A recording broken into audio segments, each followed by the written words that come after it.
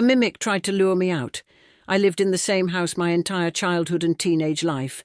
In that time, I experienced countless paranormal, unexplained events, many of which being from what I've heard people call mimics. The house, owned by my father, was fairly new, built in the 80s, and as far as I know, no one ever died in the house or on the property. However, I have heard locals talk about how the surrounding location was where Native American tribes used to live. So I've always kind of chalked up any activity to that. I have several experiences I could recount, but for now I will share one of the most bone-chilling. Upvote if you want to hear more.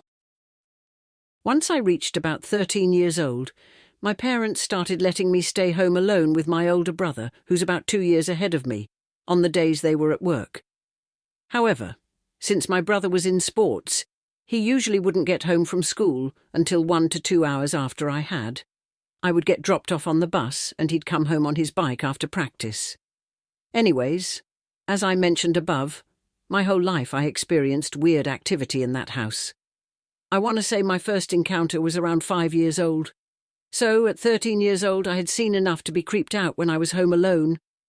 Also, whenever I was home alone, the energy always felt so much stronger. I'd walk in the house and my hair would practically stand up straight. So, on the days both my parents were at work, I developed this routine of checking the house with a knife before locking myself in the bathroom with it and playing games on my phone until I heard my brother get home. It's kinda odd I'd gravitate towards the bathroom, but I think I did this because it's a well-lit, small-sized room with a door that locked. Also with a wall always to my back. It eliminated the possibility of something creeping up behind me. Everywhere else in the house felt like something was breathing down my neck. So, the bathroom became my safe space. One day, about an hour into my routine bathroom hideaway, I hear the signature squeak of the side door leading from the garage into the house. I then hear what sounds like my brother's footsteps walking into the main area kitchen of the house, throwing his keys down on the table and letting out one of his loud, identifiable burps. Kinda funny how you can tell which family member is which by the sound of their footsteps and the noises of their gas, but I digress. Finally, I think to myself, feeling a wave of relief wash over me now that someone's finally home, and I can stop hiding in the barroom with a knife. I set my phone down and stand up, ready to leave the bathroom. But the moment my hand reaches for the doorknob to unlock it and step out to say hi, a chill runs through me. Something instinctual was telling me to pump the brakes. Something was not right. I couldn't put my finger on it, but it's almost like when you see an image that looks real, but then upon further inspection you realize it's AI IDK, that's the best way I can describe it. Just felt eerily artificial in a way. Maybe it's because my brother would always come in through the front door, not the garage. Also, he'd keep his keys in his room, not on the table. IDK, something about it just wasn't lining up. So I texted my brother, "Are you home?" To which he immediately replied, "No, leaving practice now." My blood ran cold. As soon as I read his message, all the noise in the main area of the house stopped. For a moment it was dead quiet, and then all of a sudden I heard the kitchen stools getting dragged across the tile floor. Not thrown, not shoved. Like someone was picking up the edge of the stool and quickly walking it out of the kitchen to the living room. House is an open concept. I immediately text my brother back saying, "There's someone in the house." Just then, I hear my dog leap onto the couch, the cushions making that familiar squeak, and she starts growling and snarling at something. I'm sitting in the bathroom, silently crying my eyes out, gripping the knife I have with me like it's my lifeline and being careful to not make a peep of noise. At this point it sounds like stuff is being tossed around. My dog is barking like crazy at something. Naturally, I'm confused because I vividly heard my brother just a moment ago, but now it sounds like a massively large man is thumping around the house. I would have called the police, but this felt supernatural, and I didn't want to look like a lunatic if the police showed up and found nothing. A few minutes of this noise goes by and then ceases immediately when my brother texts me, "I'm home now, about to walk in." I hear him come in the front door and say something like, "Hello, no one is here."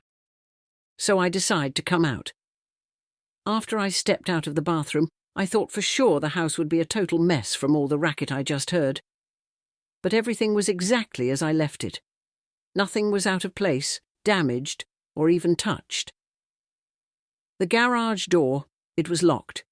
If you hear someone knocking on your door at night, don't answer it.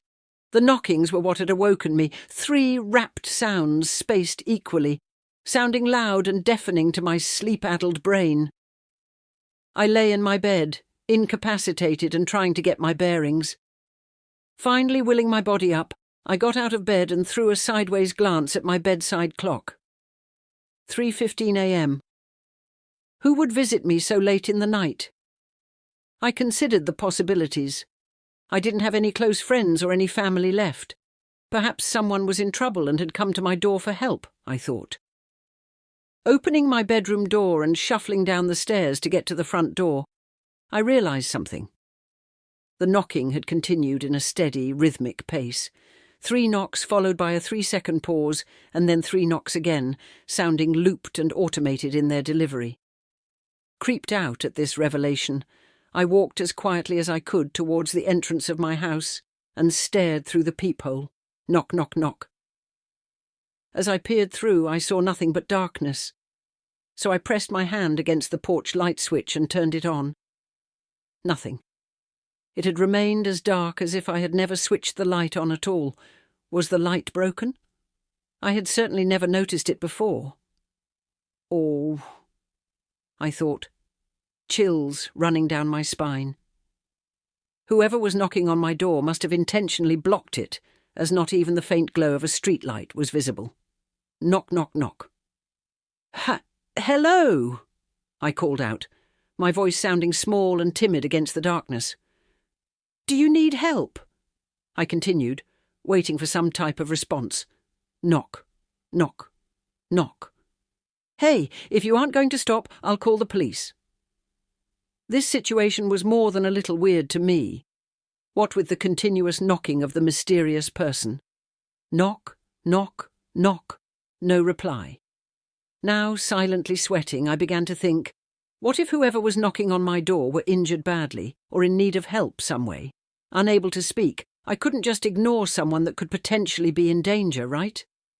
But that still didn't explain the peephole being blocked. Maybe they were leaning against the frame too badly injured to do anything except knock.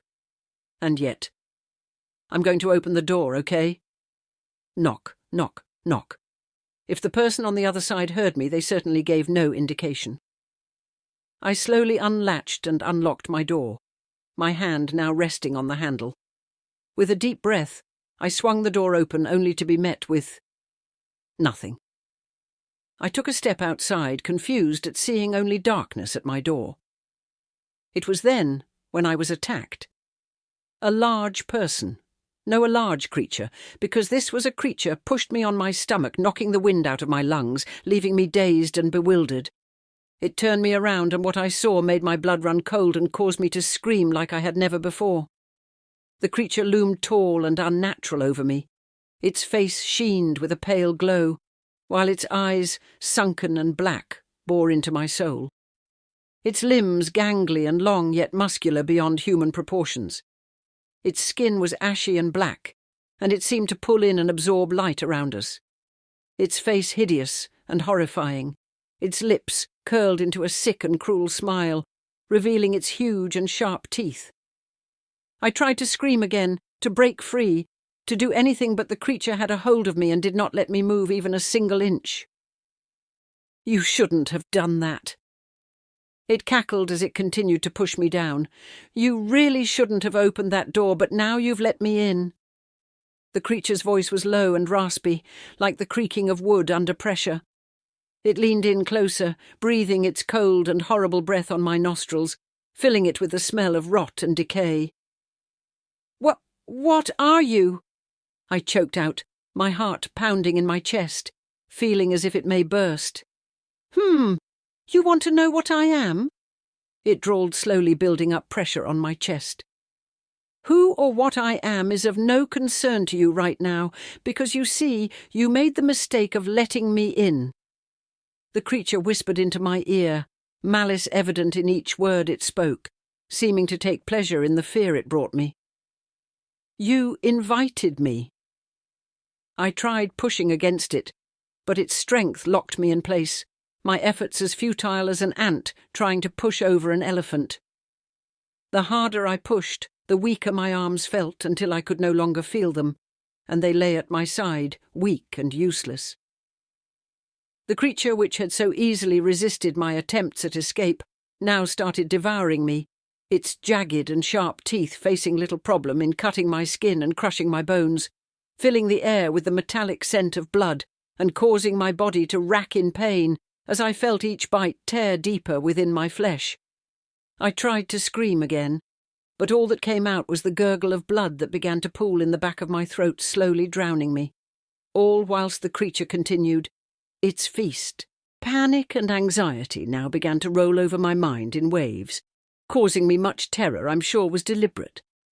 The creature seemed to feed off my emotions as much as my body, growing larger by the second. As it continued to feed on me, I slowly started losing consciousness, my vision flickering until the only sense I had remaining were sounds of knocking. Then everything went black. Knock, knock. I woke up with a start on my bed, clutching my throat as I lay in a pool of my own sweat, screaming. I gasped for air, my chest heaving as the remnants of my nightmare clung to my mind like thick smoke. My throat burned, and my heart pounded violently in my chest. I blinked my eyes rapidly, trying to stave off my confusion and daze while I tried to reconcile what had happened. My room was dark and dim as I cast my gaze around. I put a hand on my neck, searching for injury, and felt nothing. No blood, no marks. Nothing to indicate that I had been wounded or that I had been bitten there. All that remained was my pulse beating steadily, as if nothing had happened. And yet, knock, knock. The sounds echoed like a gunshot in my mind. I jumped out of bed, stumbling over my bedside table and knocking it on the floor in the process, its contents scattered all over with the clock landing beside me. I scrambled to my feet, unable to believe what I was hearing. Was my dream real? Did the creature from my nightmare come to life and is now attacking me again? As these thoughts raced in my mind, I thought of one possibility, one very sick and twisted possibility. I slowly cast my gaze down towards my bedside clock, the numbers that displayed against its screen confirming my theory. The clock read 3:15, the same time. The knocks came once again, filling my head with its horrible loud sound. Knock, knock. I stumbled backwards, falling and only managing to catch myself before I fell out my window. At such a height, the fall could have severely injured me or more. My heart raced as the reality of the situation hit me like a freight train. I was paralyzed, unable to move and unable to come to terms at my revelation. The knocks echoing ever louder in my mind. Knock, knock. That knocking, that damn knocking. How had it followed me from the dream? Or was this a dream?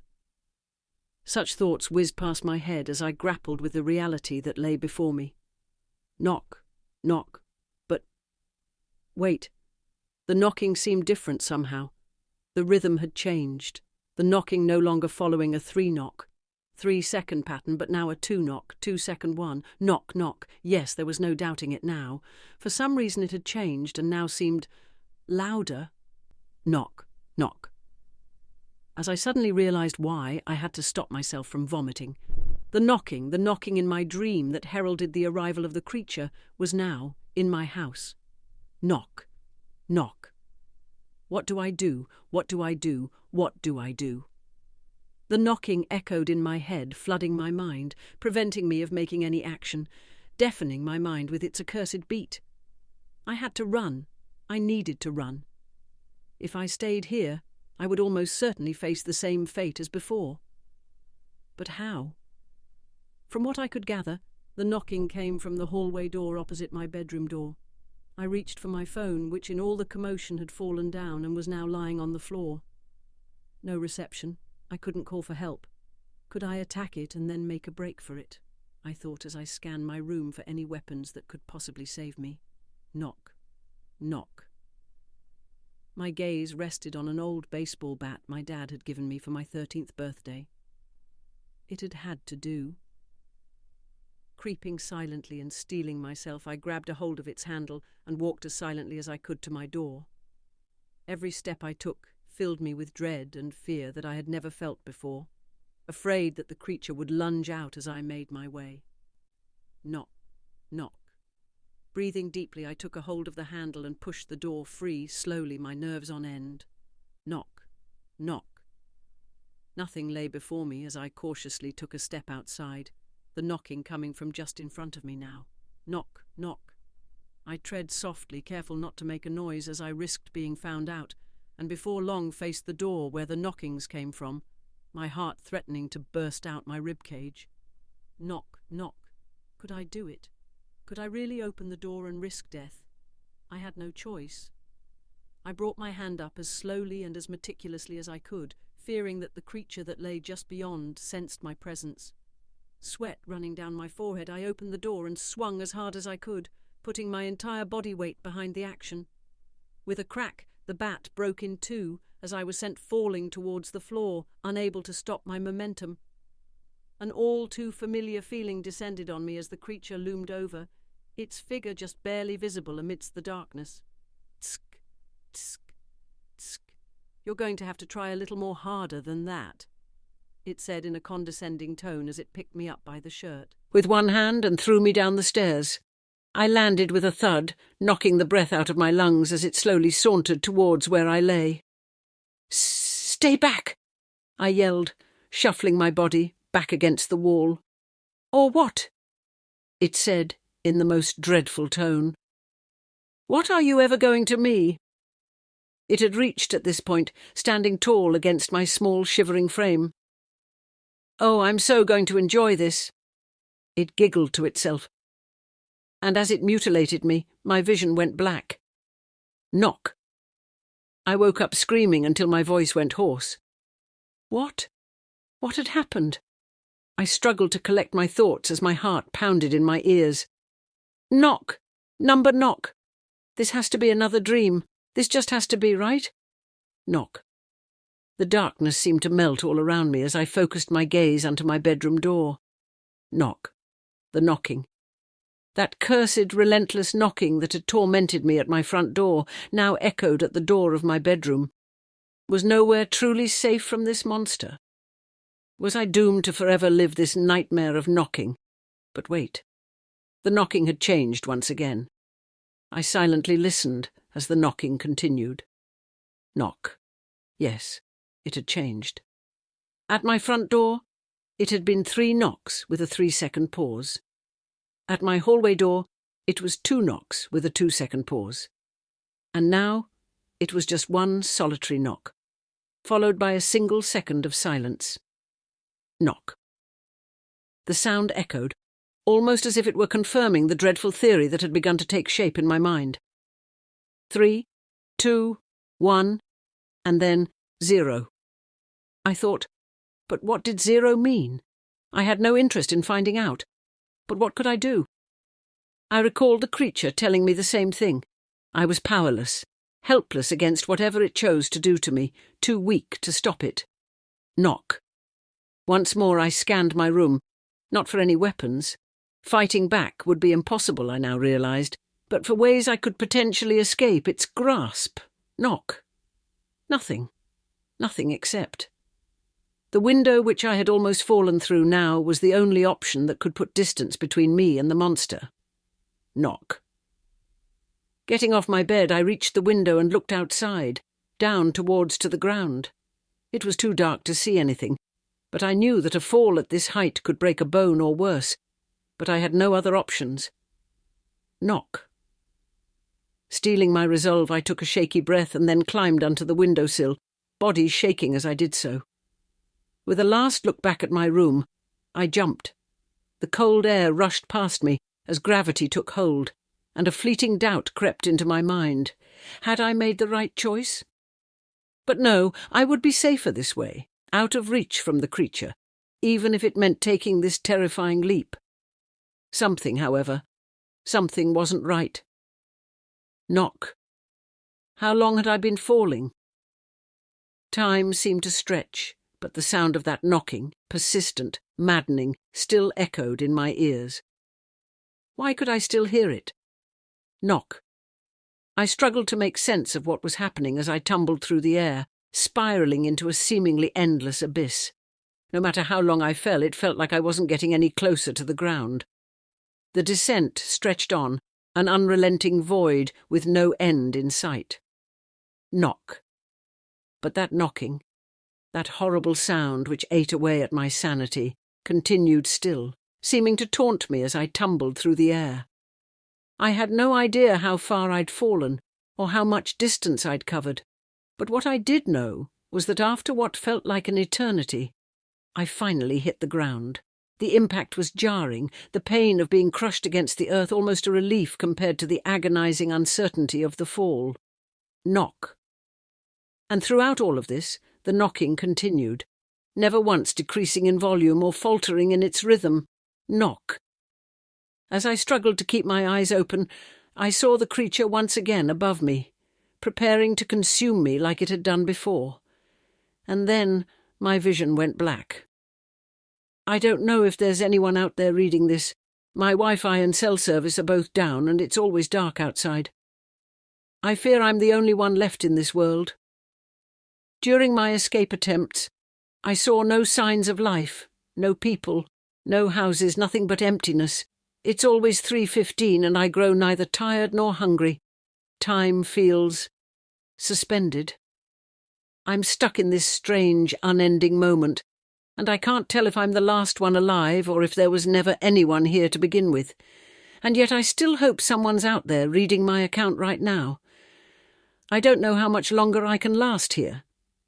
If time has stopped for me alone, then maybe telling you all of this is pointless. But I'll do it anyway. Writing this down is the only way I can preserve what little sanity I have left. My battery is dying, so I fear I'll be stuck alone with no ways to contact the outside world or distract me anymore. For the thing that scares me the most is not the constant darkness or the isolation, or even the absence of life around me. No, the thing that scares me the most is the constant knocking now coming from under my bed. Knock. What I saw that night. We've lived in my house for about 8 years now. Nothing out of the ordinary happened until I started seeing whatever was pretending to be my family members. It'd go as so I needed to talk to one of them. I'd see them walk into my parents' room, and as I went in there, no one was there. This has happened multiple times, yet I've never seen it take my sister's likeness to lure me in. She's experienced this too, never having seen it look like me. It got worse as the years went it. I used to sleep with my door open until what I saw that night. I had the urge to pee late one night. I turned away from the facing wall and over to the door. My doorway is directly across from my brother's, and there stood on the edge of his bed a shadowy figure with bright white eyes. In complete and utter fear, I just turned around and went back to sleep. A year or so later is when the scariest thing happened. I couldn't sleep, so I was on my phone the majority of the night. I noticed my sister's LEDs shinning against the hallway walls. I had thought she'd gotten up and walked across the room when I saw the shadow run down the hall. I'd come to find out the next day she'd been grabbed by something. In her dream, she describes a hand reaching out to touch her, and then she woke up feeling that sensation and a figure in the corner staring at her. I had seen whatever that was come out of her room. She had texted me all night asking me to go to her, and I just never got out of the bed. Weirdly enough, my dad was walking the hallway not long after asking why I was still up. I guess my gut feeling was telling something was going to happen kept me awake. Not sure if it was a dream or paranormal encounter, but I was really scared. Next story. I live in my childhood home with my family, and it is haunted. My dad shot himself here when I was 13. We moved out, and my uncle moved in, and his girlfriend overdosed and died in the bathroom.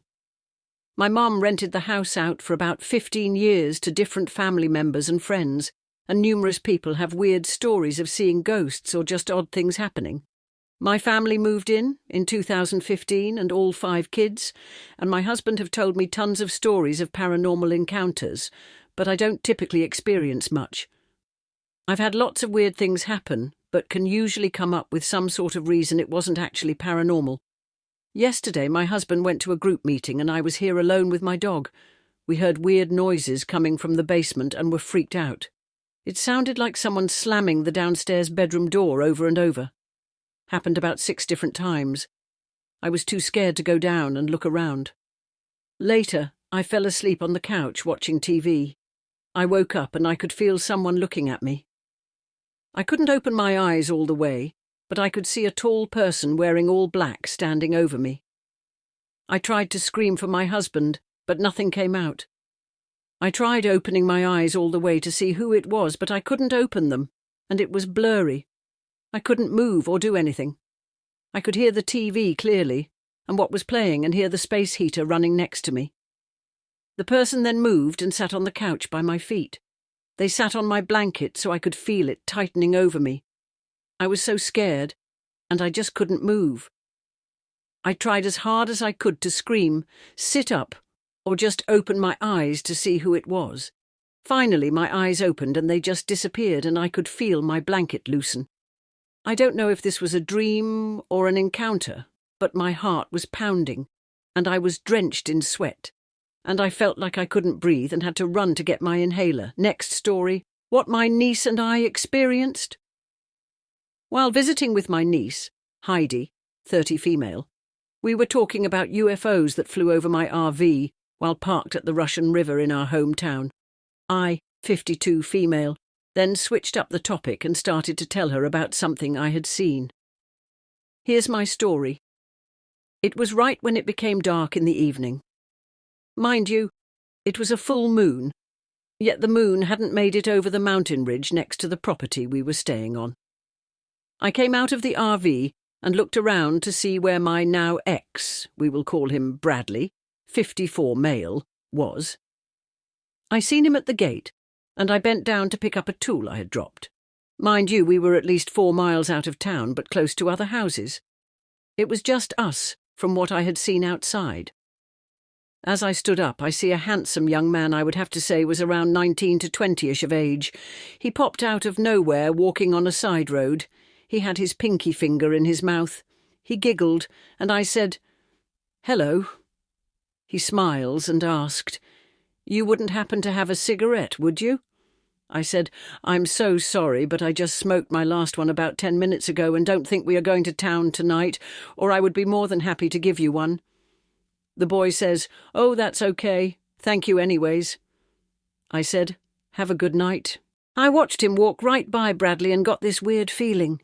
My intuition told me to call out for Bradley, and when he responded with, "What do you want now?" I told him to come in the RV real quick. Mind you, the boy was nowhere to be seen. Nowhere. As Bradley came in, I said, "I got this strong feeling that you shouldn't be out there tonight working on the gate. You know I don't say anything like this unless my intuition is this strong. I'm telling you to come in and just go to bed. Something isn't right, I can sense it. Did you see that boy that walked right past you?" He says, "What boy?" I said, "He walked right past you." Bradley then says, "You and your gut feelings. I'm going to finish the gate tonight, then I will come in and go to bed, okay?" I said, "Okay, but don't say I didn't warn you." So I get ready for bed and crashed out. I don't know what time it was when all of a sudden I was awoken to Bradley running into the RV. I could feel his heart beating really, really fast on my foot, as if something scared the shit out of him. He was breathing like he just ran a marathon. As I sat up, I see him looking out of the side window, shaking. I asked him, "What's going on?" Bradley says, stuttering, "There is something out there," as he continues to look outside. Not hearing the door close, I said, "Well, did you at least close the RV door?" Bradley says, "I think so. But I'm not sure." Well, that might be a good idea, especially if something is chasing you, don't you think? He was so shaken up it took him a few seconds and says, "Yeah, I guess," and goes to close the door. I had the vent above our bed open, and as I go to lay back down, I see the moon and a silhouette of a werewolf through the vent as he closed the door. All I muttered was, "Oh, great, not another mythical creature," and rolled over and quickly went back to sleep. Bradley almost shat himself the next morning when I told him what I saw. It must have stood about 12 to 13 feet tall. There's no doubt in my mind it was that boy that walked by. My niece's face had this holy fuck look, and so she begins to tell me that one night a couple of summers ago, when she was camping about 3 miles upriver from where we were staying, she said she got this really strong, uneasy feeling. She had a friend with her in the tent. Heidi decided to unzip the tent and look out to see if anything was outside. Her tent was right on the shoreline of the water, and when she looked out, she seen something in the water. At first she thought it was a mountain lion, but as her eyes adjusted to the darkness, she thought it was someone in a costume. Looking again, she noticed that the water went up to its thighs, where to her the water was above her chest. Heidi is 5 feet 8.5 inches tall, but when she seen its jaw moving, she knew it was no person. Its jaw moved too naturally for it to be a costume. She zipped up the tent and told her friend, "Something is out there, I'm getting the F out of here." She then cut a hole in the back of the tent and crawled out with no shoes on. She told her friend to hurry up and get out, but her friend started gathering shoes and personal belongings. My niece yells, "Come on, let's get the F out of here, I'm leaving," and starts running towards town through shrubbery and blackberry bushes. Seeing my niece cut out quickly, her friend followed her. Not knowing what it was, and they had some distance between them and whatever it was, she stopped and quickly snapped a picture and continued running as fast as she could. When she got into a spot where there were numerous houses, about a half of a mile from where she was camping, they calmed down. That's when she seen the picture she had snapped. This is the picture she took. While Heidi was scared out of her wits, I, on the other hand, didn't give it energy to feed off of and quickly went back to sleep. Bradley didn't go back outside the rest of the night. He couldn't say I didn't tell him to keep his butt inside. As for the other mystical creature, well, that's another story. But how weird we both seen this creature and didn't mention it to each other before today. So, that leads me to strongly believe that there is a werewolf in the valley to which we live in. As for that boy, I have never seen him before or after that night. And mind you, I used to hear something outside our RV many nights, usually around the full moon.